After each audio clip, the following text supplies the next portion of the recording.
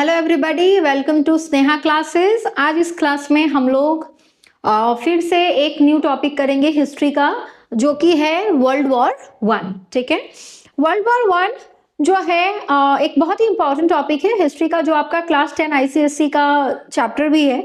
और जो मेरे स्टूडेंट क्लास 10 आईसीएससी के हैं उनका पूरा लैंडस्केप क्लियर होगा, आई होप। और जो मेरे न्यूली स्टूडेंट है उसको उसका जो ये टॉपिक है इस वीडियो के बाद ऑल क्लियर हो जाएगा। ठीक है, चलिए देखिए, वर्ल्ड वॉर जो है आपने सुना होगा। वर्ल्ड वॉर के जो है वो सुना हुआ सब है, लेकिन इसको डिटेल में जानना, कब हुआ, क्यों हुआ, कैसे हुआ, ये सारा कुछ हम लोग इस वीडियो में डिस्कस करेंगे। ठीक है, देखिए वर्ल्ड वॉर एक ऐसा घटना रहा है दुनिया का, एक ऐसी इंसिडेंट रही है जिसने क्या किया है, पूरे वर्ल्ड का लैंडस्केप को बदल के रख दिया। पूरा नक्शा जो है ये पूरे दुनिया का जो है वो उसने चेंज करके रख दिया। बोलेंगे क्यों ऐसा? क्योंकि आप देख सकते हो इस वॉर के आगे क्या लगी हुई है, वर्ल्ड लगी हुई, यानी कि पूरा दुनिया जो है इस लड़ाई में शामिल हो गई थी। मतलब उस समय क्या था, दुनिया को और कोई काम नहीं था, लड़ना था बस। ठीक है, तो ऐसा क्या हो गया, ऐसा क्या है, कोई ना कोई ओरिजिन पॉइंट तो रहा होगा। ये सारा कुछ हम लोग जो है इस वीडियो में डिस्कस करते हैं। ठीक है, चलिए देखिए यहाँ पे मैंने दिया हुआ, देखिए world war one was a global war mainly fought in Europe. कहां पे लड़ी गई थी? यूरोप में। बिटवीन वॉट 1914 से लेकर कब तक हुई है लड़ाई? 1918 तक, यानी कि 4 साल लगातार ये लड़ाई जो है चली। 1914 टू 1918 तक ये लड़ाई चली।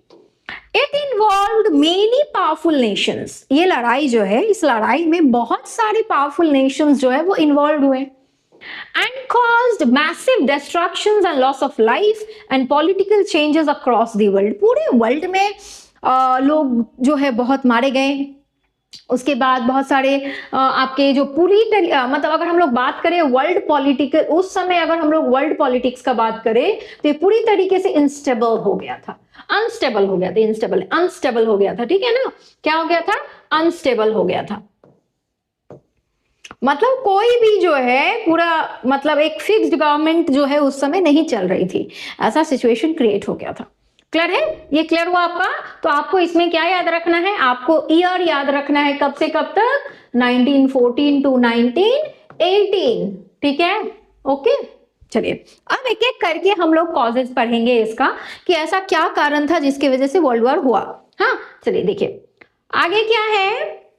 Causes, main causes of world war one. हाँ, मेन कॉजेज, देखिए मेन कॉजेज में ही, मेन में ही सब कुछ लिखा हुआ है। हाँ, पहला है मेन, यानी कि मिलिट्रिज्म। फिर क्या है ये वाला अलायंस, देन इंपेरियलिज्म, उसके बाद देन व्हाट, नेशनलिज्म। समझिए बात, ये चारों ही मेन रीजन है। मेन देखिए, पहला क्या है? मिलिट्रिज्म।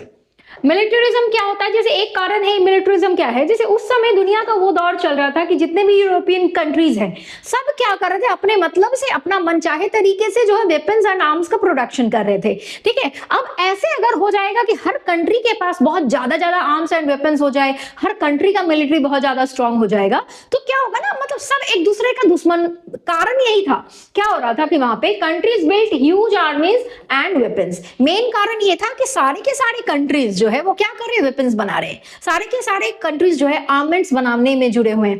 सारे के सारे कंट्रीज जो है अपनी आर्मीज बड़ी कर रही है। अब इसका अंजाम क्या होगा कि सब एक दूसरे के अगेंस्ट में, मतलब हर कंट्री जो है एक दूसरे के अगेंस्ट में खड़े होने के लिए रेडी था उस समय में। क्लियर है? तो एक कारण है मिलिट्रिज्म। दूसरा है अलायंस। अलायंस क्या है? Nation formed groups. अब क्या हो गया था कि बहुत सारे नेशंस ग्रुप में आके काम कर रहे थे। ठीक है, तो वो एक ग्रुपिंग, एक अलायंस जो बन रहा था, ये भी एक कारण था किस चीज का? वर्ल्ड वॉर वन का। दूसरा है इंपेरियलिज्म। इंपेरियलिज्म मतलब क्या होता है? जैसे अपना टेरिटरीज को बढ़ाने के लिए जो इंसान एक अपने टेरिटोरियल बाउंड्री को एक्सपैंड करने के लिए जो इंसान जो है अपना एक्टिविटी करता है, वो उसको हम लोग क्या बोलते हैं? इंपेरियलिज्म। जैसे देखिए पावरफुल कंट्रीज का कंपीटेड फॉर व्हाट? कॉलोनीज। हर कोई पावरफुल, जो जितने भी यूरोपियन कंट्रीज थी उस समय, वो क्या कर रही थी? वो लड़ाई कर रही थी, एक दूसरे से लड़ाई कर रही थी। क्यों कर ऐसा? अपनी टेरिटरीज को बढ़ाने के लिए, अपना जो उनका कंट्री है उसको क्या करना है, जो छोटे मोटे कंट्रीज है उसको हटाना है, उसको अपनी टेरिटरी में जो है वो शामिल करनी है, एक्सपैंड करना है अपनी टेरिटरी को। तो ये एक कारण है इंपेरियलिज्म। दूसरा क्या है, नेशनलिज्म। नेशनलिज्म मतलब अपने देश के लिए एक कट्टर प्रेम जो होता है, ये भी एक खतरा का सिग्नल होता है, वो उसको हम लोग क्या बोलते हैं, नेशनलिज्म। देखिए there is one thing which I want to explain is, एक देखिए एक होता है नेशनलिज्म, गौर से समझिएगा, एक होता है नेशनलिज्म और एक होता है पैट्रियोटिज्म। दोनों वर्ड जो है आप वेरी वेल, आप हिस्ट्री अगर पढ़े हैं तो आपको दोनों वर्ड के बारे में जरूर से जरूर पता होना ही चाहिए। देखिए नेशनलिज्म क्या है, नेशनलिज्म का मतलब होता है कि when you are having love for your country, जब आपको अपने कंट्री के लिए बहुत ज्यादा इज्जत है, बहुत ज्यादा प्रेम है, तो आप उसको क्या बोलते हैं, नेशनलिज्म बोलते हैं। हाँ, क्या बोलते हैं हम लोग इसको, love for your own country. जब आपको अपने कंट्री से बहुत प्रेम है, nationalism, okay that's fine, everybody is having that feeling of nationalism. जो इंडिया में रहते हैं, जो दूसरी कंट्री, जो जहां का जिसका ओरिजिन है, वो उसके लिए नेशनलिज्म होगा, ठीक है। लेकिन if I talk about patriotism, patriotism another thing. Patriotism वो एक ऐसा प्रेम होता है जिसमें इंसान मरने के लिए भी रेडी है, जिसमें इंसान क्या है, मरने के लिए भी रेडी है देश के लिए, तो उसको हम लोग पैट्रियोटिज्म बोलते हैं। और पैट्रियोट में बेसिकली किसको गिनती किया जाता है, आर्मीज को, ठीक है ना। हमारी जो आर्मी है, हम आज हम लोग घर में बैठ के आराम से जो आप सोते हैं ना, आराम से सोते हो, पढ़ाई कर रहे हो, लिख रहे हो, जो भी करो, अपना मनचाहा काम कर रहे हो, only because of Indian army, क्योंकि कोई है जो हमारी सुरक्षा में वहां पे तैनात है, वो हम लोगों को प्रोटेक्शन प्रोवाइड कर रहा है। समझ आई बात। तो देखिए ये पैट्रियोट है, ये इनको क्या बोलते हैं हम लोग, पैट्रियोट। नेशनलिज्म क्या है, जितने भी सिटीजन है, everybody is having what, love for their own country, that is called nationalism. लेकिन एक और वर्ड होता है जिसको हम लोग बोलते हैं अग्रेसिव, अग्रेसिव नेशनलिज्म।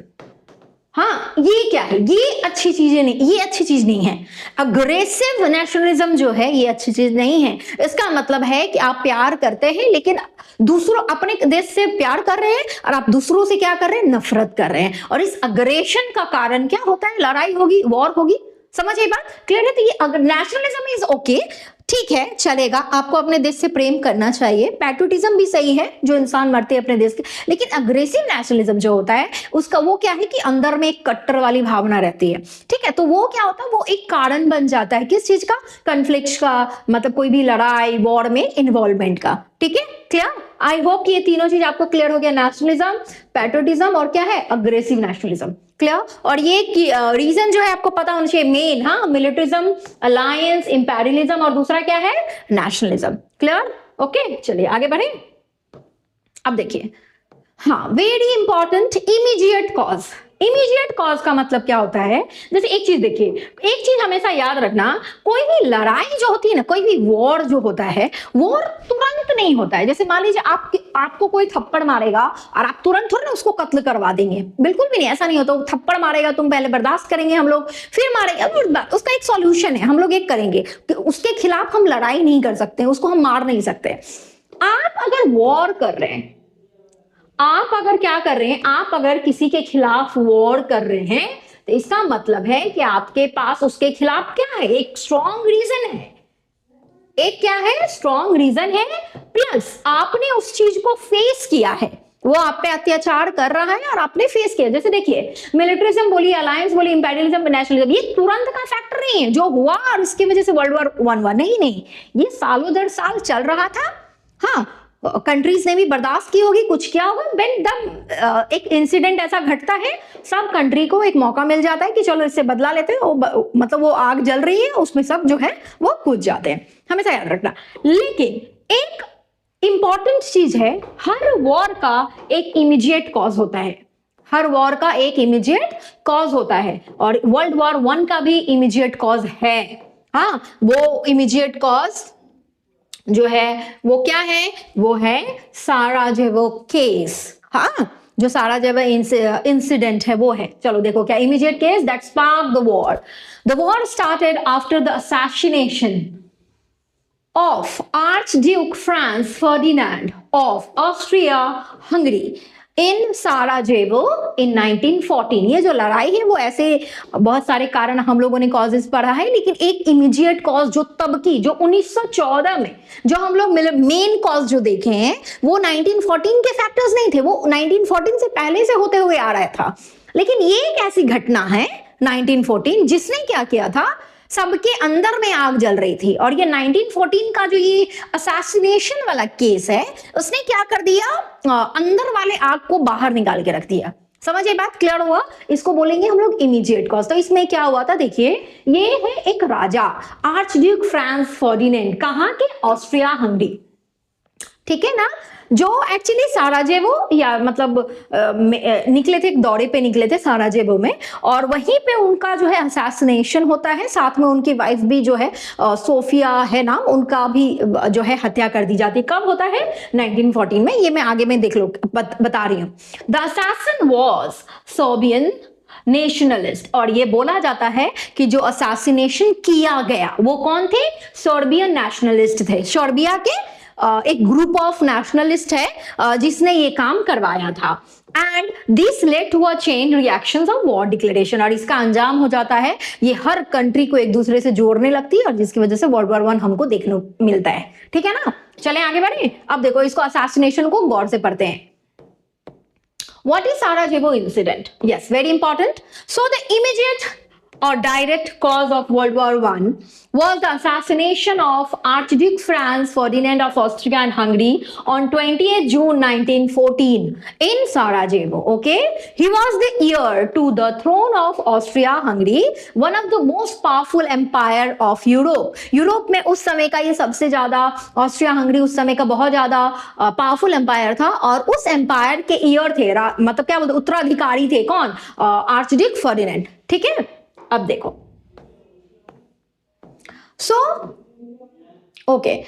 गैब्रिलो, अब यहां पे देखिए ये क्या है, Gavrilo Princip of Bosnian Serb nationalist link to the Serbian nation. ये एक बंदा है, ठीक है ना, इसको लिंक किया गया, इसको जोड़ा गया क्या चीज से, कि भैया ये जो इंसिडेंट घटा है उसमें सबसे बड़ा जो ये जो इन्वॉल्व्ड है वो क्या है, गैब्रिलो प्रिंसिप है। A Bosnian Serb nationalist link to the Serbian nationalist grouped called what, Black Hand. Very important, ये आपको नाम याद रखना है। हाँ, उस ग्रुप का क्या नाम था, एक नेशनलिस्ट जो ग्रुप थी उसका नाम क्या था, ब्लैक हैंड। ओके, अच्छा एक क्वेश्चन है, वेयर डिड इट हैपेंड? तो इन Sarajevo, a city in the बल्कान्स। ये साराजेवो क्या है, एक सिटी है, कहाँ पे, बल्कान रीजन्स में, a region of full of political. जहाँ बल्कान जो है ये एक बहुत इंपॉर्टेंट टॉपिक है। बल्कान रीजन के बारे में हम जो है बहुत जल्दी आपके लिए वीडियो लेकर आएंगे। अगर आपको वीडियो देखना है बल्कान्स का, प्लीज मेरे को कमेंट में दे दो कि हाँ मैम बल्कान का प्ले कराइए, then I will come with that video. Okay, और region full of political tension, ये बल्कान में बहुत ज्यादा पॉलिटिकल टेंशन शुरू से ही रहा है, तो ये साराजेवो में ये इंसिडेंट घटा। क्लियर है? यहाँ पे 2-3 पॉइंट आपको याद रखना है। गैब्रिलो प्रिंसेप जो कि क्या था, सर्बियन नेशनलिस्ट का जो मतलब उससे रिलेटेबल पर्सन है, और उस पूरे ग्रुप का क्या है नाम, ब्लैक हैंड। ठीक है ना, चलो अभी आगे देखते हैं। Okay, why did this assassination happen? ये हुआ क्यों, मतलब क्या कारण था असैसिनेशन का? कुछ प्रीवियस कारण भी तो हो सकता है ना, ऐसे ही कोई आके क्या आर्चड्यूक को मार देगा, कोई राजा को मार देगा कि नहीं? एट दैट टाइम अभी देखिए। Okay, so at that time, Austria-Hungary controlled what? Bosnia. उस समय क्या था, ऑस्ट्रिया हंगरी जो कि एक बहुत बड़ा एम्पायर है, वो क्या कर रहा था, बोस्निया को कंट्रोल कर रहा था। हाँ, जो ये बोस्नियंस बहुत सारे जो है उनको ये चीज पसंद नहीं थी, उनको भी क्या चाहिए थी, आजादी चाहिए थी। सो मेनी बोस्नियंस यानी specially Serbians hated this foreign rule, उनको ये चीज पसंद नहीं थी। They wanted to unite with Serbia. उनको चाहिए, क्या चाहिए था, कि भैया हमको ऑस्ट्रिया हंगरी से छुटकारा मिले और हम सर्बिया के पास चले जाए। कौन, बोस्नियंस, हाँ, मेनली जो वहां पे सर्ब्स रहते थे। Austria Hungary had taken controlled Bosnia and Herzegovina. तो ऑस्ट्रिया हंगरी ने क्या किया था उस समय, बोस्निया को और हर्जगोविनिया को अपने कब्जे में ले लिया था। और ये बोस्निया के जो लोग थे, जो मतलब बेसिकली उसमें जो बहुत सारे सर्ब्स थे, है ना, जो सोबियंस लोग थे, उनका मानना था कि भैया हमको ऑस्ट्रिया हंगरी का रूल नहीं चाहिए, हमको इंडिपेंडेंट होना है और सोबिया के साथ मिलना है, ठीक है ना। और ये बात सुनता है कौन, आर्चड्यूक सुनता है, बोलता है कि अच्छा तो ये प्लानिंग चल रही है लोगों के बीच में, ये जो है थिंकिंग उभर रही है, इसका कुछ तो करना पड़ेगा। और आर्चड्यूक जो था ये बहुत ही ज्यादा आपका क्या बोलेंगे, एक पैशनेट रूलर था, पैशनेट आप बोल सकते हैं कि किंग था। देखिए हाँ, so white is okay, so but many people living there were slaves, specially Serbs, मतलब जो सोबियंस थे बेसिकली वो लोग ज्यादातर स्लेव्स ही थे, मतलब ज्यादातर स्लेविंग का ही काम वाम करते थे। हु वांटेड, उन लोगों को क्या चाहिए थी, फ्रीडम चाहिए था, आजादी चाहिए थी। और सर्बिया में वो लोग मिलना चाहते थे। किससे आजादी चाहिए थी, ऑस्ट्रिया हंगरी से, ठीक है, याद रहेगा, ऑस्ट्रिया हंगरी से। ये कहानी बता रही हूं, क्या है रीजन है, किस चीज का ये रीजन है, किस चीज का, असैसिनेशन का। किसके असैसिनेशन का, आर्कड्यूक का असैसिनेशन का ये कारण है। क्लियर है एवरीबॉडी, ओके चलो अब देखो आगे क्या लिखा हुआ है। सो सर्बिया सपोर्टेड दिस आइडिया। और ये सर्बिया क्यों नहीं सपोर्ट करेगा, इस आइडिया को सर्बिया ने क्या किया, सपोर्ट किया, this idea secretly, and this made Austria Hungary feel threatened. और ये सुन के ऑस्ट्रिया हंगरी को बहुत मतलब थ्रेटन लगा, कह रहे भैया हम मतलब मेरे खिलाफ इन लोगों का प्लानिंग प्लॉटिंग चल रहा है। चलो अब देखो क्या होता है, ये देखिए, ये मैंने एक इमेज लिया हुआ है, एक विकिपीडिया से एक इमेज लिया गया है। अब देखिए ये क्या है, ये हमारे आर्कड्यूक है और ये है उनकी वाइफ सोफिया, प्रिंसेस, हाँ समझिए बात। तो ये इनका जो है material law declaring capital, throne moves against Serbs, war sequel, Austria will avenge murder. हाँ मतलब ऑस्ट्रिया ये जो है क्या करेगी, बदला तो लेगा, ठीक है ना, सबका बदला लेगा तेरा, क्या था वो डायलॉग। चलिए देखिए, अब देखिए व्हाई डज दिस वही। सो सर्बिया प्रोमोटेड नेशनलिज्म। क्या हुआ समझे बात, जो ऑस्ट्रिया ने बोस्निया को अपने कब्जे में किया था, इसमें बहुत सारे सोबियन पीपल भी थे, सोबियंस तो ऑब्वियस थे। तो इनको क्या चाहिए थी, इनको फ्रीडम चाहिए थी। किससे चाहिए थी, ऑस्ट्रिया से चाहिए थी। किससे, ऑस्ट्रिया हंगरी से चाहिए थी, है ना। और सर्बिया जो है इस चीज को देखे हुए सर्बिया ने क्या किया, नेशनलिज्म को बहुत प्रमोट कर रहा था। हाँ कि हाँ तुम लोग सही करो, मतलब जो लोग जो सर्बियंस ऑस्ट्रिया में थे उन लोग को सपोर्ट कर रहे थे कि हाँ चलो ये तो अच्छी बात है, क्यों नहीं, अपने देश के लिए तो सब लड़ेगा, सबको आजादी चाहिए। सो सर्बिया प्रोमोटेड नेशनलिज्म, ये unity of Slavic people. Serbia wanted to create a large Slavic nations in the Balkan by uniting what? Bosnia, Serbia और other Slavic regions। मतलब सर्बिया चाहता था कि एक बड़ा सा रीजन खुद का वो बनाए, किस किस को जोड़ के, बोस्निया को, सर्बिया को और भी स्लाविक रीजन्स को। क्लियर, ठीक है। चलो अब देखो, अब इस चीज का ये क्लियर हुआ, ये फ्लो चार्ट क्लियर होनी चाहिए तब। See history is all about making story, not your own. आप अपने से तो स्टोरी नहीं बनाएंगे ना, लेकिन आप जब वो क्वेश्चन पेपर में आपको दिया जाता था, आपका फ्लो चार्ट जो है वो क्लियर होनी चाहिए, तभी you can make what, stories in your paper. Okay अब देखिए, ये देख के ऑस्ट्रिया हंगरी ऑब्वियस डरेगा ना, कह रहे मेरे खिलाफ प्लानिंग चल रही है लोगों की। सो इफ सर्बिया सक्सीडेड, अगर सर्बिया इसमें सक्सेसफुल हो जाता, their empire would break apart and so Serbia was seen as a dangerous enemy. तो सर्बिया अगर इस चीज में कामयाब हो जाता तो ऑस्ट्रिया हंगरी जो इतना बड़ा अंपायर था वो तो टुकड़ों में बढ़ जाती। तो इसीलिए सर्बिया को जो है एक एनिमी की तरह, जो है एक डेंजरस एनिमी की तरह जो है वो दिखता था। कौन, ऑस्ट्रिया हंगरी, के हाँ मेरा दुश्मन है वो। हाँ सो अब why this made Austria furious, ये मतलब डरने का कारण क्या है। देखो, the killer was linked to Serbian nationalist groups and Austria believed Serbia supported terrorism. देखिए सबसे पहली बात आप बोलेंगे कि मैम वो ऑस्ट्रिया आर्कड्यूक को मारने वाला सर्बियंस ही थे, सर्बिया ही था, उसमें लिंक था, ये आप कैसे बोल सकते हैं? देखिए ऑस्ट्रिया हंगरी का दुश्मन कौन? सर्बिया। वो चाहता था पहले से ही कि जो बॉस्निया को कब्जा में किया हुआ ऑस्ट्रिया उसको कैसे निकाले, एक अपना रीजन खुद का फॉर्म आउट करे, बहुत सारे रीजंस था। और एक चीज ऑस्ट्रिया हंगरी को भी एक बहाना मिल गया, किस चीज का? आपका सर्बिया पे अटैक करने का, ठीक है, एक लीगल बहाना मिल गया था उसको। सो देखिए Austria believe Serbia supported what, और इसका बिलीव था कि ये टेररिज्म को बिलीव करता है, so it gave Austria an excuse to crush Serbia. और इस तरीके से इसको एक कारण भी मिल गया, फुल वैलिडेटेड एक कारण मिल गया कि किस हिसाब से इसको क्या करना है, सर्बिया को खत्म करना है। समझिए बात। अभी तक आप क्या कर रहे थे पता है? हम लोग इमीडिएट कॉज पढ़ रहे हैं। क्या पढ़ रहे हो? Immediate cause. सो अब देखिए क्या है next, Austria Hungary issued a harsh ultimatum. Austria Hungary क्या करती है, जो आपका सर्बिया को एक अल्टीमेटम जारी करती है, हाँ, कि भैया बहुत सारे रूल्स रेगुलेशन उसको बोलते हैं कि तुमको ये मानना है, ये मानना है, ये मानना है। तो सर्बिया बहुत सारा मानती है लेकिन बहुत सारा उसको नेग्लेक्ट भी करती है, बहुत सारा मना भी करती है, ठीक है। So Austria send Serbia list of strict demands like जैसे अरेस्ट सर्बियन नेशनलिस्ट को अरेस्ट करो, allow Austrian police inside Serbia. Austrian police को सर्बिया में बोला कि जो दिख रहा है नेशनलिस्ट वगैरह को उसको पकड़ो, उठाओ। Serbia accepted most but not all, सबको एक्सेप्ट किया लेकिन सारे को नहीं किया। So Austria use this as a reason to declare war. तो ऑस्ट्रिया ने क्या किया, इसको एक रीजन की तरह समझा, बोला कि अच्छा मेरा रूल नहीं मानेगा, चल अब तेरे को हम दिखाते हैं। अब उसके खिलाफ वो लड़ने लगा, वॉर डिक्लेयर कर दिया। क्लियर है? ओके, समझ आई बात यहां तक? अब देखो ये क्या था, ये था आपकी हमारी जो है वो असैसिनेशन वाली, जो आप इमीडिएट कॉजेस जो है।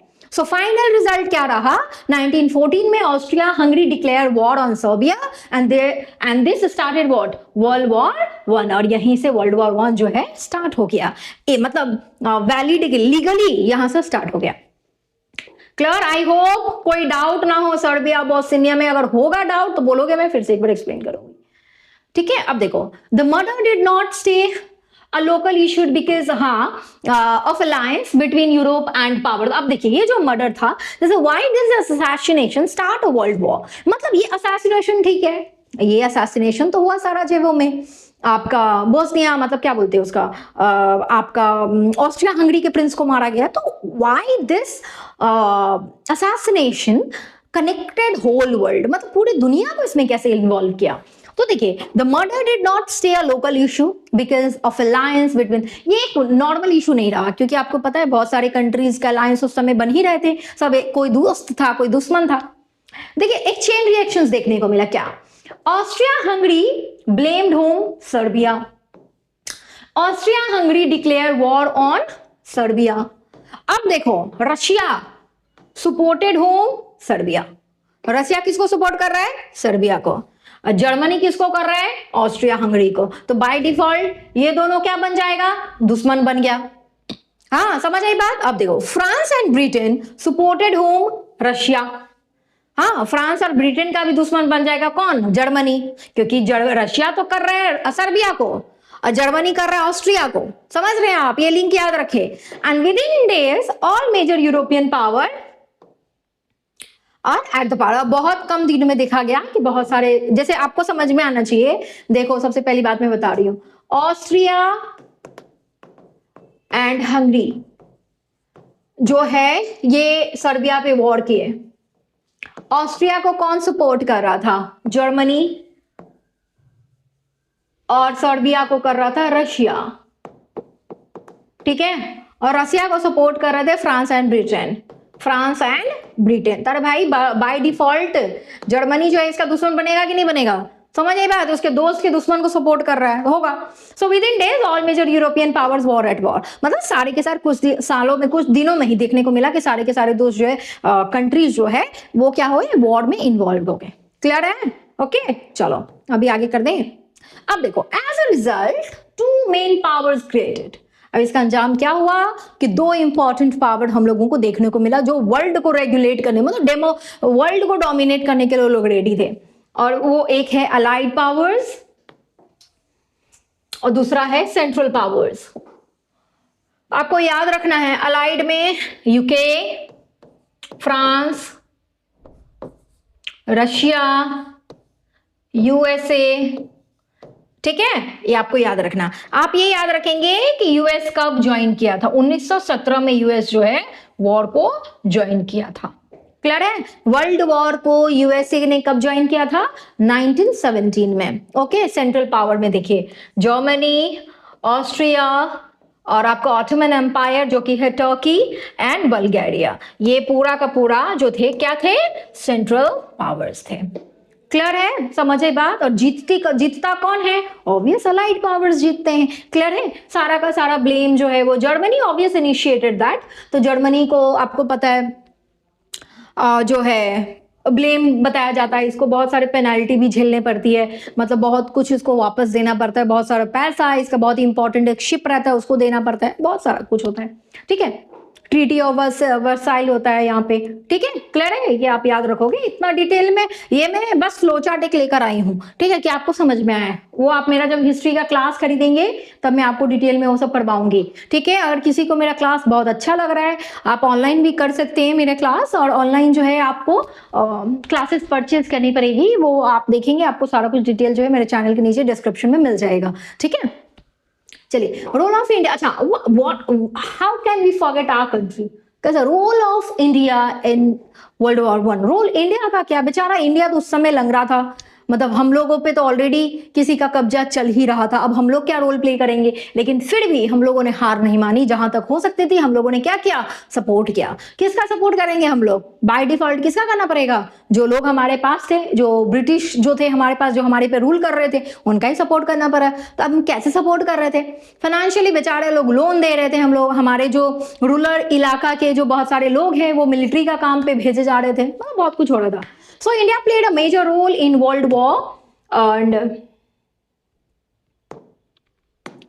so in World War by providing over 1 million soldiers, money, raw materials and workers to support Britain, and Indian troops fought in Europe, Africa and the Middle East. हम लोग यहाँ पे लड़ाई कर रहे थे, and India also supplied food and medical help. Although India suffered heavy losses, the war increased political awareness and strengthened the struggle for independence. हाँ, एक चीज हमेशा याद रखिएगा, हम लोगों ने इस चीज को बहुत, जब हम लोगों ने देखा जो ब्रिटिश है, जो हमारे जो लोग हैं, मतलब European countries were all busy fighting in world war one, वो लोग बिजी थे वर्ल्ड वॉर वन में, और इस चीज का हम लोगों ने बहुत अच्छे से बारीकी से फायदा उठाया, और हम लोगों ने उस समय क्या करने की कोशिश की? लोगों को अवेयर करने की कोशिश की, लोगों को, हमारे इंडियन पीपल को अवेयर करने की कोशिश की, उनको जगाने की कोशिश किया कि भैया आज़ादी सबको मिलना चाहिए, आज़ादी तुमको चाहिए और उसके लिए तुमको साथ देना पड़ेगा। मतलब अवेयर कर, हमारे लीडर उस समय बहुत जागरूक थे, क्योंकि हमारी जो ईस्ट इंडिया कंपनी है उस समय ब्रिटिश पूरी जो गवर्नमेंट है, इंग्लैंड की गवर्नमेंट तो बिजी थी वर्ल्ड वॉर वन में, तो उस चीज का फायदा उठाया हमारे लीडर्स का, लोगों को जो है अवेयर किया। ठीक है, तो उस समय वो जो पीरियड ऑफ टाइम था वो हमारे लिए बहुत अच्छा हुआ, वो इंडिपेंडेंस को पाने में हमारी मदद किया। ठीक है, हाँ चलो ये था यहीं तक। हाँ, आई होप कि जो ये वीडियो था वर्ल्ड वॉर वन का, ये ऑल क्लियर हो गया। वर्ल्ड वॉर वन कब, क्यों, कैसे हुआ, इमीडिएट कॉजेज, आर्चड्यूक का कैसे असैसिनेशन हुआ, सारा कुछ क्लियर हो। अगर कुछ रह जाता है, कुछ बच जाता है, तो काइंडली कमेंट में, मैं समझ जाऊंगी कि आपको ये टॉपिक में प्रॉब्लम हो रहा है, so I will come with that particular topic, मैं तुमको एक्सप्लेन कर दूंगी। ठीक है, लेकिन तब तक के लिए मेरे चैनल के साथ बने रहे। Thank you so much.